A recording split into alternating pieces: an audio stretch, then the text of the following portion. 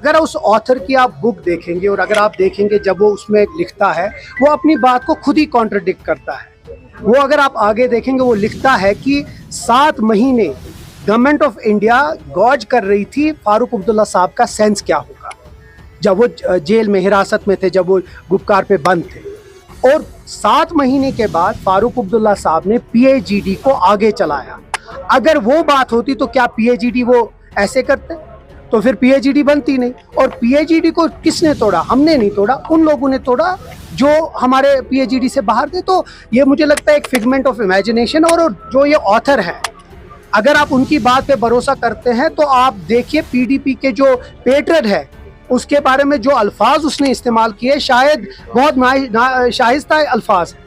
मुझे नहीं लगता, जब हम उन बातों पे भरोसा नहीं करते, मुझे लगता है PDP भी, वो जो दुल्लत साहब उस वक्त मुफ्ती साहब के खिलाफ बोला उनने बात, तो मुझे लगता है वो सिर्फ रेलेवेंस अपनी करना चाहते हैं। It's a figment of imagination, इसमें कुछ नहीं है, अपने आप की रेलेवेंस लाना चाहते हैं। ये बुक खुद ही अपनी बात को कॉन्ट्रडिक्ट करता है। रियलिटी से ज्यादा आपको लगता है कि फिक्शन ज्यादा है? अगर ऐसी बात होती तो मैं फिर से कह रहा हूँ, PAGD नहीं बनती, PAGD आगे नहीं चलती। और फारूक अब्दुल्ला साहब ने पहले दिन से PAGD और यहाँ के जो जम्मू कश्मीर में हुआ 2019 में, उसको एक स्ट्रॉन्ग बिट्रेयल माना गया। और आज की डेट में भी नेशनल कॉन्फ्रेंस उस बात पे कायम दायम है। तो मुझे लगता है ये अपनी किताब को थोड़ा सा कंट्रोवर्शियल बनाने के लिए और एक फिगमेंट ऑफ इमेजिनेशन है जो उसमें बात की, जबकि वो खुद अपनी किताब में उसको कॉन्ट्रडिक्ट करता है। अपोजिशन के पास अब कोई मुद्दा नहीं रहा, क्योंकि ना उन बजट पे कुछ बोल पाए, ना आप किसी चीज़ पे बोल पाए। तो अब एक ही चीज़ है इनके पास, किसी तरीके से मनगढ़ंत कहानियां बनाए।